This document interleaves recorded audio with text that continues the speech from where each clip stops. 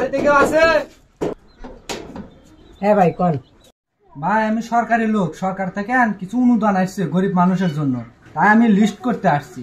তাহলে আপনার নামটা বলেন। আচ্ছা, সরকারি অনুদান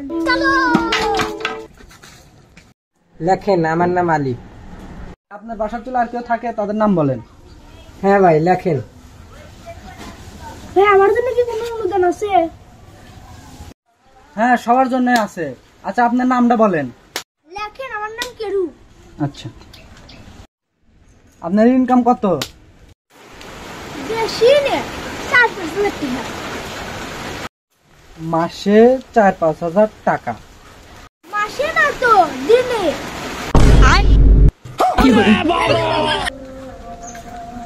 তাহলে আপনি এগুলো নেন, আমার তাহলে এগুলো দেন। তাহলে চাউলের কেজি কত করে?